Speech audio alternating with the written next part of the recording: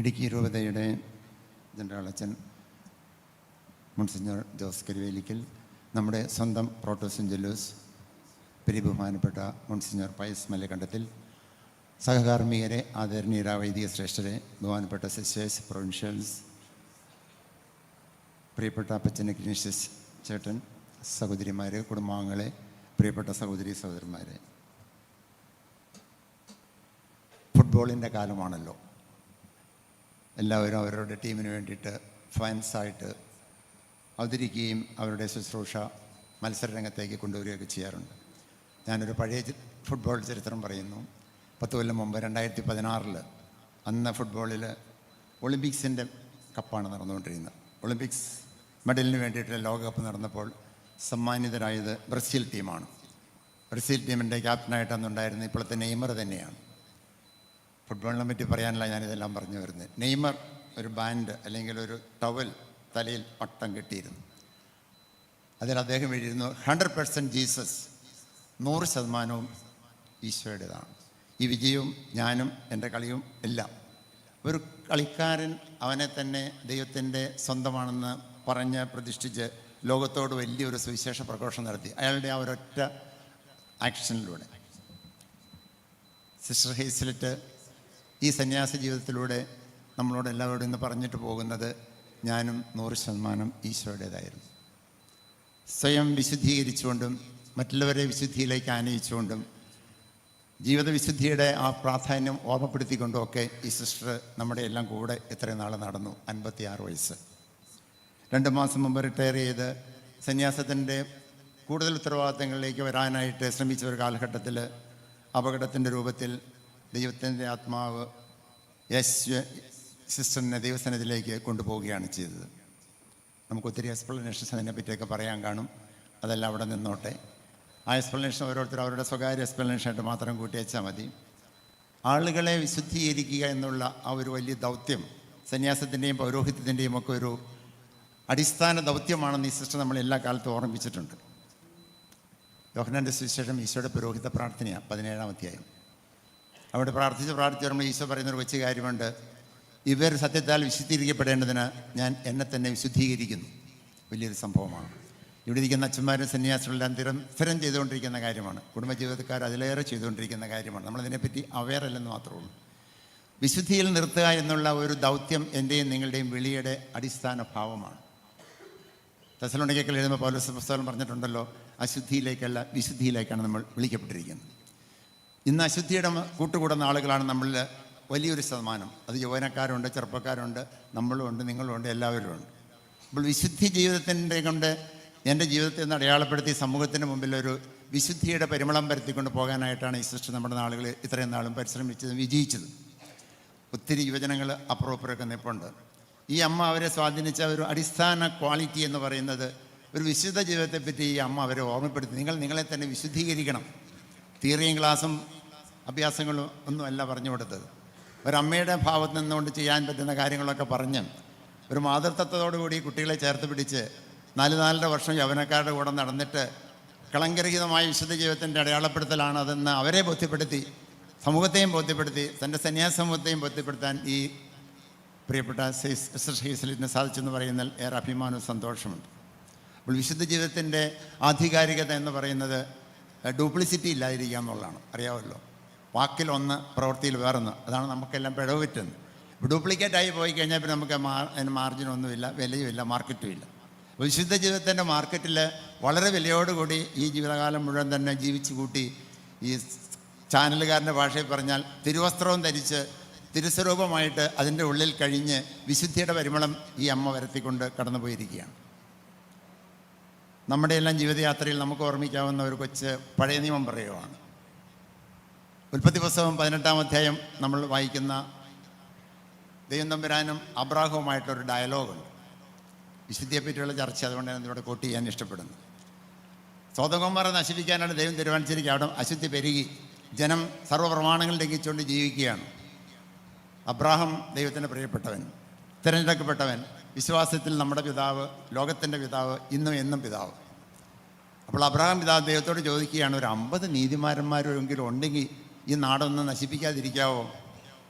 അബ്രാഹത്തിന് അറിയാം അത്രയും കാണാൻ സാധ്യത കുറവാണ്. വീണ്ടും അബ്രാഹം തിരുത്ത് പറയുക, പിതാവായ ദൈവമേ ഒരു 45.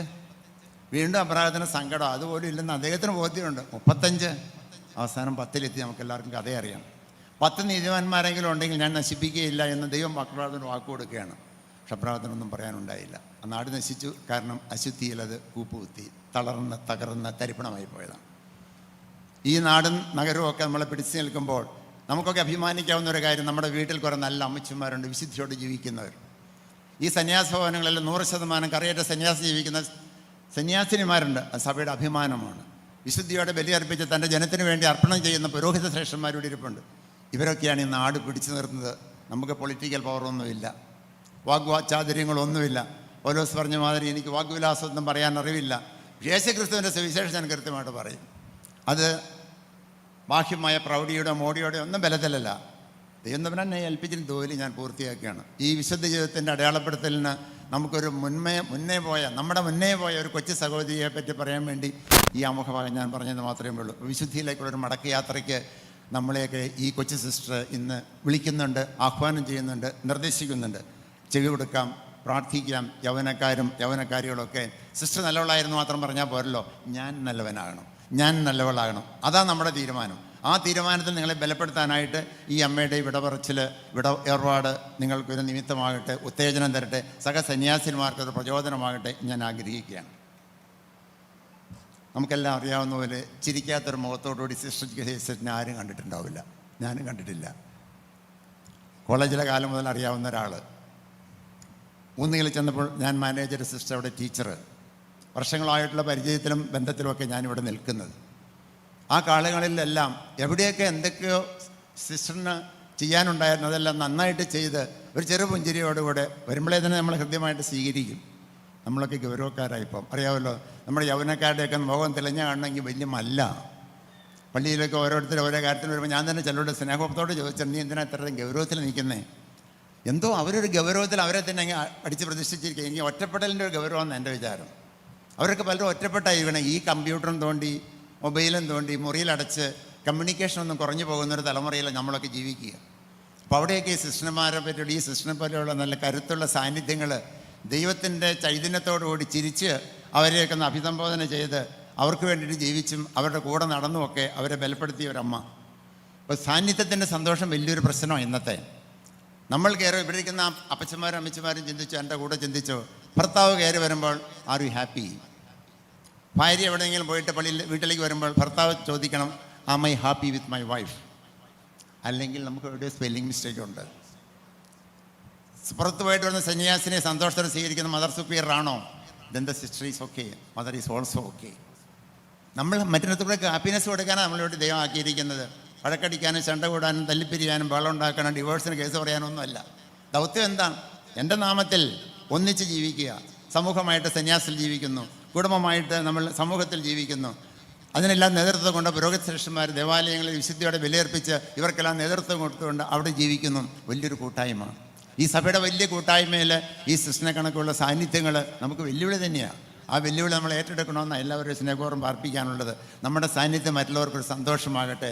അപ്പോൾ കുറവുകൾക്ക് നമ്മൾ പരിഹാരം കാണണം, പരിമിതികൾക്ക് നമ്മൾ മാപ്പ് കൊടുക്കണം, തെറ്റുകൾക്കും കുറ്റങ്ങൾക്കും നമ്മൾ ക്ഷമ ചോദിക്കണം. അതൊക്കെ നമ്മുടെ പണിയപ്പെട്ട അതിൻ്റെ ഭാഗമായിട്ട് അങ്ങ് പോണ കാര്യമാണ്. നമ്മളൊരു ഹാപ്പി പ്രസൻസ് ആണെന്ന് നമ്മളെ തന്നെ പറ്റി നമുക്ക് ബോധ്യപ്പെടണമെങ്കിൽ നമ്മുടെ തെറ്റുകുറ്റങ്ങൾ കുറഞ്ഞിരിക്കണം. കുറവും കൂടുതലായി കഴിഞ്ഞാൽ പിന്നെ വിലക്ക് നമ്മൾ ഇഷ്ടക്കേട് വരും. അപ്പോൾ കുടുംബജീവിതമായാലും സന്യാസമായാലും എൻ്റെ സാന്നിധ്യം മറ്റുള്ളവരെ ഒന്ന് ഇൻസ്പയർ ചെയ്യണം. രണ്ടാമത്തെ കാര്യം, കൂടുതൽ കൂട്ടി വായിക്കാനുള്ളത് സമാധാനം കൊടുത്ത ഒരു സിസ്റ്റർ. ഒത്തിരി യുവജനങ്ങൾ 100 പേര് സാക്ഷ്യപ്പെടുത്തിയിരുന്നു. ഞാൻ പല ആർട്ടിക്കിൾസ് അവരെ വായിച്ചു. നമ്മുടെ ഇവിടെ റീലുകളിൽ സിസ്റ്റർ വളരെ പബ്ലിക്കായി കഴിഞ്ഞു. കാരണം പെട്ടെന്നുള്ള മരണമായതുകൊണ്ട് ഒത്തിരി പേര് യുവജനങ്ങൾ അവരെ പറ്റി എഴുതുകയും പറയുകയും ഓർമ്മപ്പെടുത്തലും കുഞ്ഞു കുറിപ്പുകളൊക്കെ ആയിട്ട് ഇന്ന് വാട്സപ്പ് നിറഞ്ഞു കിടക്കുന്ന ഒരു സന്യാസിനിയാണ് ഈ പ്രിയപ്പെട്ട ഹേസലിറ്റ്. അപ്പോൾ സാന്നിധ്യത്തിൻ്റെ സന്തോഷത്തോടൊപ്പം തന്നെ നമ്മളെ പഠിപ്പിച്ചൊരു കൊച്ചു കാര്യമാണ് മറ്റുള്ളവർക്ക് ശാന്തി കൊടുക്കുക. 100 യുവജനങ്ങൾ പറഞ്ഞിട്ടുണ്ട് ഞങ്ങൾക്ക് സ്വസ്ഥത കിട്ടിയിട്ടുണ്ട് അമ്മയായിട്ടുള്ള സംവാദത്തിലൂടെ, കൗൺസിലിങ്ങിലൂടെ. She was a good counsellor. 100 കുട്ടികളെ ഒന്നുകിൽ ഈ അമ്മയെ സ്കൂളിൽ കാത്തിരിക്കുമായിരുന്നു. സിസ്റ്റർ ഒന്ന് കാണണം, സംസാരിക്കണം. എല്ലാവർക്കും കൂടെ പ്രശ്നമാണല്ലോ. പ്രശ്നങ്ങളുടെ മധ്യേ നിൽക്കുന്ന നമ്മളോട് പ്രശ്നം പറയാൻ വരുന്ന ഈ പാവപ്പെട്ട കുട്ടികളെ ചേർത്ത് പിടിച്ച് അവരോടൊപ്പം അവർക്കമ്മയായി അവരുടെ എല്ലാമായി സ്കൂളിൻ്റെ വരാന്തകളിലും ഇടമാഴികളിലും കൊച്ചുമുറികളിലൊക്കെ ഈ ഹെയ്സ്റ്റേറ്റ് പല സ്കൂളുകളിൽ പല മണിക്കൂർ ചെലവഴിച്ചിട്ടുണ്ട്. മറ്റുള്ളവരുടെ പ്രശ്നത്തെ അഡ്രസ്സ് ചെയ്യാനുള്ള നമ്മുടെ അഭിമുഖ്യം അത് നമുക്ക് ഉൾവലിയാം. നമ്മൾ പൊതുവെ എന്ത് ചെയ്യുന്നതന്നെ ഉൾവലിയുന്നു. എനിക്കെന്നാ പ്രശ്നം, എൻ്റെ പ്രശ്നമല്ലോ, ഞാൻ ഇടപെടേണ്ട കാര്യമുണ്ടല്ലോ. അങ്ങനെയല്ല, ഞാനങ്ങ് ഇടപെടുക. യൗവനത്തോട് ഇടപെട്ടു, കൗമാരത്തോട് ഇടപെട്ടു, ബാല്യത്തോട് ഇടപെട്ടു, കുടുംബത്തോടും ഇടപെട്ടു. അപ്പോൾ ഇടവഴിയിൽ ഈ ഒരു സാന്നിധ്യം വളരെ സമ്പന്നമായൊരു സാന്നിധ്യമായിട്ട് ഞാൻ അനുഭവിച്ചിട്ടുണ്ട്. അതുകൊണ്ട് ഞാൻ പറയുന്നു. അപ്പോൾ നമ്മളെല്ലാം ഇറങ്ങി പുറപ്പെടേണ്ട ആളുകളാണ്. സമാധാനം കൊടുക്കാൻ വേണ്ടി ഇറങ്ങി ഒരു ദൗത്യം നമ്മളെ ദൈവം തന്നിട്ടുണ്ട്. കൂടി ആയിരിക്കാനും അയക്കപ്പെടാനും ഈ സുവിശേഷം പ്രസംഗിക്കാനുമായിട്ട് വിളി എന്ന മർക്കോസിൻ്റെ സുവിശേഷം 3 മുതൽ 13 വാക്യം വരെ കർത്താവ് തന്നെ പറഞ്ഞു വെച്ചിട്ടുണ്ട്, സുവിശേഷം രേഖപ്പെടുത്തിയിട്ടുണ്ട്. അപ്പോൾ നമുക്ക് പറയാൻ ഒത്തിരി വലിയ ദൗത്യങ്ങളൊക്കെ ഉണ്ട്. ഇതെല്ലാം പറഞ്ഞു കൊടുത്ത് സ്വസ്ഥത കിട്ടാൻ വേണ്ട. ചിലപ്പോൾ ഇവിടെ 2 അമ്മമാരൊരു വീട്ടിൽ കയറി ചെന്നാൽ ആ വീട്ടിൽ സ്വസ്ഥതയായിരിക്കും. വീട് സന്ദർശനം എന്നൊക്കെ പറയുമ്പോൾ നമ്മൾ ഇന്നെല്ലാവരും പറയുന്നതിന് അമ്മമാരൻ ഉൾപ്പെടെ പറയുന്നതിനെ തിരക്കാം, സമയമില്ല, വയസ്സായി. 3ാമത്തെ പോയിൻ്റ്, എപ്പോഴത്തെ പോയിൻ്റ്, ഞങ്ങൾക്ക് വയസ്സായി. വയസ്സ് നിങ്ങളെ കൊണ്ടുപോകാതിരിക്കട്ടെ. നിങ്ങൾ വയസ്സോടുകൂടി ചെയ്യേണ്ട കാര്യങ്ങളാണ് ഞാനീ പറയുന്നത്. വയസ്സിൻ്റെ വലിപ്പ ചെറുപ്പങ്ങളില്ലാതെ പറ്റുമെങ്കിൽ അവനോട് വാർഡുകളിലൊക്കെ ഒന്ന് പോകുന്ന സന്യാസത്തിൻ്റെ ഒരു ചൈതന്യം കൊടുക്കുന്ന, എനിക്ക് കേൾക്കുന്ന എല്ലാവർക്കും ഉൾപ്പെട്ട ഒരു സന്ദേശം. അത് നമ്മൾ ആ കാര്യത്തിൽ ഇച്ചിരി കൂടെയൊക്കെ ധൈര്യമുള്ളവരാകണം, തൻ്റെ ഇടമുള്ളവരാകണം, മനസ്സുള്ളവരാകണം. അതുപോലെ തന്നെ അപ്പച്ചന്മാരും അമ്മച്ചമാരോട് സ്നേഹപൂർവ്വം ഞാൻ ഓർമ്മിപ്പിക്കുകയാണ്, നിങ്ങളുടെ പ്രശ്നം എവിടെയെങ്കിലുമൊക്കെ പറയുക. നിങ്ങൾ തന്നെ വെച്ചുകൊണ്ടിരുന്ന് വെള്ളം ഉണ്ടാക്കി അവസാനം കലാപമായി കലഹമായി ഡിവോഴ്സ് നോട്ടീസായി. നമുക്ക് ഏതെങ്കിലും പള്ളിയിൽ വിചാരിച്ചില്ലാത്തതുണ്ടോ ഒരച്ഛനോട് പറയാം. അത്യാവശ്യം നമുക്ക് സന്യാസിനിമാരുള്ള ഇടമാണ്, കാലമാണ്, തലമാണ്. ഒരു കുടുംബ പ്രശ്നം പറയാനായിട്ട് കേൾക്കാനൊരു സിസ്റ്ററോ ഒരു മദറോ നമ്മുടെയൊക്കെ ഇടവയിൽ മിക്കവാറും വേണ്ട ഒരു 80% സ്ഥലത്ത് നമുക്കുണ്ട്. നമ്മൾ മൂടി വെച്ചുകൊണ്ടിരിക്കുകയാണ്. നമ്മൾ പറയാണ്ട് നമ്മൾ കുടുംബത്തിൻ്റെ അഭിമാനം, പേര്, സൽപ്പേര്, കളം കൊണ്ടാകാൻ പാടില്ല, ഞങ്ങൾ വലിയ സംഭവമാണെന്ന് പറഞ്ഞ് നമ്മളിരിക്കുകയാണ്. സംഭവമായിട്ട് അല്ലതാനും അവസാനം കലാപമൊക്കെ ആയിട്ട് നമ്മൾ കാണുകയാണ്. സമാധാനത്തിൻ്റെ ദൂതന്മാരായിട്ട് നമ്മൾ അങ്ങോട്ടും ഇങ്ങോട്ടും ഈ സിസ്റ്ററിനെ പോലെ ഒത്തിരിയേറെ ഇറങ്ങിച്ചെന്ന് സമാധാനം കൊടുത്ത് സന്തോഷിപ്പിച്ചിട്ടുണ്ട്. അത് നമ്മൾ ഇന്ന് ഓർപ്പിച്ചെന്ന് മാത്രമേ ഉള്ളൂ. പിന്നെ she was a woman of prayer. വലിയ പ്രാർത്ഥനക്കാരിയായിരുന്നു. കൊച്ചുകാലം മുതലേ പ്രാർത്ഥനയോട് ആഭിമുഖ്യമുള്ളൊരു സഹോദരിയായിരുന്നു. എപ്പോൾ കിട്ടിയാലും പ്രാർത്ഥിക്കാൻ ഇഷ്ടമാണ്. വായിച്ചേൽപ്പിച്ചപ്പോൾ പഴയ പ്രൊവിൻഷ്യകൾ വായിച്ചേൽപ്പിച്ചല്ലോ, എനിക്ക് പ്രാർത്ഥിച്ച് സന്തോഷിച്ച് ചിരിച്ചു മരിക്കണമെന്ന് ആഗ്രഹമായിട്ട് എഴുതി വച്ചിരിക്കുന്നു. നല്ല പ്രാർത്ഥനക്കാരിയായിട്ട് സന്തോഷമായിട്ട് ചിരിച്ചു മരിക്കണം. നമുക്കങ്ങ് ആഗ്രഹിച്ചേക്കാം. ഈ കുഞ്ഞ് എന്തെല്ലാം കാര്യങ്ങൾ എഴുതി വെച്ച് പോയേക്കണം ഞാൻ ഓർക്കുമായിരുന്നു. 56 വയസ്സുകൊണ്ട് 60 70 കാലം കൊണ്ട് ചെയ്യാൻ പറ്റുന്ന കാര്യങ്ങളൊക്കെ ചെയ്ത് ഈ സമൂഹത്തെ പ്രബുദ്ധമാക്കിയിട്ട് കടന്നുപോയ ഒരു നല്ല സന്യാസിനെ പറ്റി ഓർമ്മിപ്പിക്കുമ്പോൾ അഭിമാനം നിങ്ങളുടെ എല്ലാം മനസ്സിലുണ്ട്. ഞങ്ങൾക്ക് അഭിമാനം പങ്കുചേരാനായിട്ട് സാധിക്കും. പ്രാർത്ഥന വഴി സമൂഹത്തെ ശക്തിപ്പെടുത്തുക നമ്മുടെയും പണിയാണ്, എല്ലാവരുടെയും പണിയാണ്. ഇന്ന് എന്നെ പറ്റിയിരിക്കുന്നത് നമുക്കെല്ലാവർക്കും ഉള്ള ഒരു 24 മണിക്കൂർ. ആ 24 മണിക്കൂറിൽ സീറോ മലബാർ ക്രിസ്ത്യാനി ഇന്ന് ദൈവത്തിന് കൊടുക്കുന്നത് ഞായറാഴ്ച 1 മണിക്കൂറും അനുദിന ഒരു കൊന്ത പ്രാർത്ഥനയ്ക്ക് അല്ലെങ്കിൽ കൊന്തയെല്ലാം 20 30 മാക്സിമം, ഇത്രയാണ് നമ്മുടെ സമയം. ഇത് നമ്മളിപ്പോൾ തട്ടിപ്പറിച്ചു മതി. എൻ്റെ കുടുംബ പ്രാർത്ഥന വിട്ടുപോയി. കഴിഞ്ഞ ദിവസം അമ്മച്ചി എൻ്റെ അടുത്ത് വന്നു ഒരു കാര്യം പറയാൻ വേണ്ടി. അപ്പോൾ സങ്കടം പറഞ്ഞ കൂട്ടത്തിൽ അമ്മച്ചി പറഞ്ഞു, അച്ഛാ ഞാൻ എല്ലാ ദിവസവും കൊന്തയില്ല. മരുമകളെ കൊന്തയ്ക്ക് വിളിച്ചാൽ മരുമകൾ ഷാജിച്ചിനോട് ഇരിക്കണമെന്ന് എനിക്കറിയാമ്പോൾ നമ്മളെ കോർപ്പറേറ്റിലെ ടീച്ചറാണ്. അമ്മ അങ്ങ് ചെല്ലിക്കും എന്നാണ് ടീച്ചർ മരുമകളുടെ റെസ്പോൺസ്. എങ്ങനെയുണ്ട് നമ്മുടെ കുടുംബം എവിടെ നിൽക്കുന്ന ആലോചിച്ച് നോക്കിയേ. വല്യമ്മയ്ക്ക് തീക്ഷ്ണത, എങ്ങനെയെങ്കിലും കൊന്ത മൊത്തം ചെല്ലണമെന്ന് ആഗ്രഹം. ചെറുപ്പക്കാരിയായ കൊച്ചുമകളുടെ ഉദ്യോഗസ്ഥയാണ്, ദൗത്യമെല്ലാം കഴിഞ്ഞ് വന്നിട്ട് അമ്മ അങ്ങ് ചെല്ലിക്കും. അമ്മ വഴക്കൊന്നുമില്ല. അമ്മയ്ക്ക് അത് അമ്മ പറഞ്ഞു, എനിക്ക് അവളോട് വഴക്കൊന്നുമില്ല, അവൾക്ക് എന്നോടും വഴക്കില്ല. അന്യ കാര്യങ്ങൾ നമ്മൾ ഇച്ചിരി നിസ്സംഗത, ആ നിസ്സംഗതയിൽ നിന്ന് ഒരു ഉത്തരം പറയാനായി ഹേസ്ലെറ്റ് നമ്മളോട് ചെറുതായിട്ട് പറഞ്ഞുകൊണ്ടിരിക്കുന്നു. അപ്പോൾ നമുക്ക് ആ ഉത്തരം കൊടുക്കാനായിട്ട് ബാധ്യതയുണ്ട്. എൻ്റെ ദൈവത്തിൻ്റെ സ്പേസ് കട്ടെടുക്കരുത്. ഞാൻ ഈ അരമണിക്കൂർ അവൻ്റെ അവകാശമാണ്. 24 മണിക്കൂറിൽ അരമണിക്കൂർ എന്നോട് ചോദിക്കും ദൈവത്തോട്, ഇല്ലെന്ന് പറയാൻ എനിക്കോ നിങ്ങൾക്ക് അവകാശമുണ്ടോ? 24 അവൻ്റെ ആണല്ലോ. ഔദാര്യം കൊണ്ട് ഇവിടെ ഇരിക്കുന്നവരല്ല ഞാനും നിങ്ങളും. നാളെ നമ്മൾ ഈ പരിപാടി കഴിഞ്ഞ് വീട്ടിൽ ചെല്ലുമെന്ന് പോലും നമുക്ക് ഉറപ്പില്ല. സിസ്റ്റർ ഇവിടുന്ന് ഇന്നലെ പോകുമ്പോൾ ലേബർ മൂവ്മെൻറ്റ് ക്ലാസ് എടുത്തിട്ട് തിരിച്ചു വരുമെന്ന് പറഞ്ഞല്ലേ പോണത്. ഇനി ഞാൻ പോയപ്പോൾ ആ പോക്ക് ആ സമയത്ത് കോഴിപ്പള്ളി കവലെ തീർന്നു. നമുക്കറിയാം, ഇതാണ് നമ്മുടെ ഷോർട്ട് പീരീഡാണ്. നമുക്കാർക്കും വലിയ ദൈർഘ്യങ്ങളൊന്നും പറയാനുള്ള അവകാശപ്പെടാനില്ല. ഉള്ള സമയത്ത് എൻ്റെ ദൈവത്തെ ഒന്ന് മഹത്വപ്പെടുത്തി എൻ്റെ ജീവിതം കൊണ്ട് അവന് കൃപയും ഐശ്വര്യവും എൻ്റെ കുടുംബത്തിനും ഭക്തിയും മാതൃകയും മോഡലും ഒക്കെ കൊടുക്കാൻ ഈ സിസ്റ്റർ നമ്മൾ നൽകുന്ന ഒരു ചെറിയ പ്രയോജനമായിട്ട് ഞാൻ ഓർപ്പിച്ചെന്ന് മാത്രമേ ഉള്ളൂ. അക്കാഡമിക്കായിട്ട് പറയുമ്പോൾ she was an excellent teacher. നല്ലൊരു അധ്യാപികയായിരുന്നു. പഴയ പ്രൊവിൻഷ്യകൾ വായിച്ച് ഏൽപ്പിച്ചല്ലോ, ആത്മജ്വാല ഇവരുടെ ഒരു programme. She was counsellor for a time. കൗൺസിലറായിരുന്ന കാലഘട്ടത്തിൽ ഈ ഇവിടെ മുഴുവൻ പ്രൊവിൻസുകൾ ആലോചിച്ച് വയ്ക്കും മിടുക്കിയായിട്ടുള്ള ആ സെലക്ഷൻ കിട്ടുന്നത്. മുഴുവൻ പ്രൊവിൻസിലും എല്ലാ സിസ്റ്റേഴ്സിനും ഈ ഒരു എക്സസൈസ്, ഈ ഒരു പ്രോഗ്രാം ഈ സിസ്റ്ററിൻ്റെ നേതൃത്വത്തിൽ കൊടുത്തു. സഹായിക്കാൻ വേറെ സിസ്റ്റേഴ്സ് ഉണ്ടായിരുന്നു, തന്നെയല്ല. ആത്മജ്വാലയിലൂടെ ST സന്യാസ സമൂഹത്തെ തൻ്റെ 3 കൊല്ലത്തെ പീരീഡ് കൊണ്ട് ഒന്ന് ജ്വലിപ്പിച്ചു. പൗലോസ് തിമോത്തിയോട് പറയുന്നില്ലേ, എൻ്റെ കൈവപ്പൊഴി നിനക്ക് കിട്ടിയിരിക്കുന്ന ആ ദൈവകൃപ ഉജ്ജ്വലിപ്പിക്കണം. അപ്പോൾ ഈ സമൂഹത്തെ മുഴുവൻ ഉജ്ജ്വലിപ്പിച്ചിട്ടാണ് ഈ കൊച്ചു കടന്നു പോകുന്നത്. അതും വലിയൊരു കാര്യമില്ല. നമ്മൾ ആലോചിച്ച് നോക്കിക്കേ, തൻ്റേതായ കഴിവും മികവും എല്ലാം ഈ സന്യാസ സമൂഹത്തിൻ്റെ ജീവിത സാഹചര്യങ്ങളിൽ ആവശ്യമാണെന്ന് സിസ്റ്റം ബോധ്യമുള്ളത് കൊണ്ട് പ്രൊവിൻഷ്യലോ അധികാരികളൊക്കെ പറഞ്ഞപ്പോൾ ജനറാളിൻ്റെ ഒക്കെ കയ്യൊപ്പോട് കൂടി അത് ഭംഗിയായിട്ട് ചെയ്തെന്ന് ഞാൻ മനസ്സിലാക്കിയാണ്. ജീവിതം നമുക്കൊക്കെ അറിയാവുന്നതുപോലെ ഈ സാറുമാരെ പറ്റി ഒരു ഡെഫിനിഷനുണ്ട്. എഡ്വേർഡ് വേർഡ് എന്നും പറഞ്ഞൊരു ഇംഗ്ലീഷ് സാഹിത്യകാരനുണ്ട്. അയാൾ മൂന്ന് തരം താരന്മാരുണ്ടെന്ന് പറഞ്ഞേക്കണം. അവരെന്നോട് ക്ഷമിക്കുക. ഒന്ന്, മീഡിയോക്കർ ടീച്ചർ ടെൽസ്. മീഡിയോക്കർ എന്ന് പറഞ്ഞാൽ സാധാരണക്കാരൻ, ഓർഡിനറി, വലിയ എക്സലൻസ് ഒന്നുമില്ല. മീഡിയോക്കർ ടീച്ചർ എന്തെങ്കിലുമൊക്കെ ഒത്തും പറഞ്ഞും പറക്കൊക്കെ ക്ലാസ്സിൽ നിന്ന് അങ്ങ് പോരും. ഒരു മണിക്കൂർ കോളേജിലാണെങ്കിൽ ഒരു അവർ, സ്കൂളിലാണെങ്കിൽ 45-50 പീരീഡ്. രണ്ടാമത്തെ കൂട്ടർ ടീച്ചർ എന്ന് പറയുന്നത് ഗുഡ് ടീച്ചറാണ്. He explains or she explains. കുട്ടികൾക്ക് അല്പം കൂടി മനസ്സിലാകത്തക്ക രീതിയിലൊക്കെ കാര്യങ്ങൾ പറഞ്ഞ് സബ്ജക്റ്റ് പഠിപ്പിക്കും. മൂന്നാമത്തെ കൂട്ടറാണ് ഐഡിയൽ ഗ്രൂപ്പ്. അദ്ദേഹം വിളിക്കുന്നത് ഗ്രേറ്റ് ടീച്ചർ എന്നാണ്. Great teacher inspires. വലിയ മഹാനായ മഹത്വമുള്ള ആൺസാറാണെങ്കിലും പെൺസാറാണെങ്കിലും ആ ക്ലാസ്സിനെ മുഴുവൻ പ്രചോദിപ്പിക്കും. ഇത് ഹേസ്ലെറ്റിൽ ഞാൻ കൊടുക്കുവാണ്. തൻ്റെ ക്ലാസ്സിൽ ഓരോ ദിവസവും കുട്ടികളെ പ്രചോദിപ്പിച്ച ഒരു ടീച്ചറാണ്. ഒരു ഉപദേശത്തിലൂടെ, ഒരു മാർഗത്തിലൂടെ, ഒരു നിർദ്ദേശത്തിലൂടെ ടോപ്പിക്കിന് അപ്പുറം ഒന്ന് പറയാനുള്ളൊരു കഴിവ്, മികവ് ഈ സഹോദരി കാണിച്ചിട്ടുണ്ട്. അവിടെ സ്കൂളിലെ ടീച്ചേഴ്സും അഡ്മിനിസ്ട്രേറ്റേഴ്സൊക്കെ എന്നോട് പറഞ്ഞതുകൊണ്ട് കൂടിയാണ് ഞാൻ പറയുക. അപ്പോൾ 3 കൊല്ലം എൻ്റെ കൂടെ ഉണ്ടായിരുന്ന അവിടെ നമ്മുടെ ഊന്നുകല്ലിൽ ആ ബലത്തിൽ കൂടിയാണ് ഞാനിത് പറയുന്നത്. അപ്പോൾ നല്ലൊരു ടീച്ചർ. നമ്മളെല്ലാം അധ്യാപകരല്ലേ. വീട്ടിൽ അപ്പൻ അധ്യാപകനാണ്, അമ്മ അധ്യാപികയാണ്. പഠിപ്പിക്കണം. നിങ്ങളുടെ പഠിപ്പീരെന്താ? ഇവിടെ ഇരിക്കുന്ന ഓരോ അപ്പനും അമ്മയും കേൾക്കണം. എൻ്റെ പഠിപ്പീര് എൻ്റെ ജീവിത മാതൃക. ഒന്നും പറയണ്ട. നിങ്ങൾ കമാന്നൊരക്ഷം പഠിപ്പിക്കുകയും വേണ്ട, ഒരു പുസ്തകം തുറക്കേണ്ട, വായിക്കുകയും വേണ്ട, ഒന്നും വേണ്ട. ഈ അമ്മ വീട്ടിലൂടെ അങ്ങ് നടക്കണതുണ്ടല്ലോ, അതൊരു വലിയ സംഭവമാണ്. സിസ്റ്റർ മഠത്തിലൂടെ വ്യാപരിക്കുന്നുണ്ടല്ലോ, അതും ഒരു സംഭവമാണ്. യുവാവും യുവതിയും വീട്ടിൽ പെരുമാറുന്നുണ്ടല്ലോ, അതും ഒരു സംഭവമാണ്. അവിടെ ക്വാളിറ്റി വേണം. ആരും കുറ്റം പറയാത്ത രീതിയിൽ അപ്പനോടും അമ്മയോടും ബഹുമാനമുള്ള യുവാവും യുവതിയും, പരസ്പരം സ്നേഹിക്കുന്ന അപ്പനും അമ്മയും, ഹസ്ബൻഡും വൈഫും, അതൊക്കെ നമ്മുടെ കൂട്ടായ്മയുടെ വലിയ വലിയ വലിയ സാക്ഷ്യങ്ങൾ നിങ്ങൾക്ക് നൽകിത്തരുന്ന ഇടങ്ങളും തലങ്ങളുമാണെന്ന് ഓർപ്പിച്ചതേ ഉള്ളൂ. ഇപ്പം നമുക്ക് അധ്യാപകരാകാം.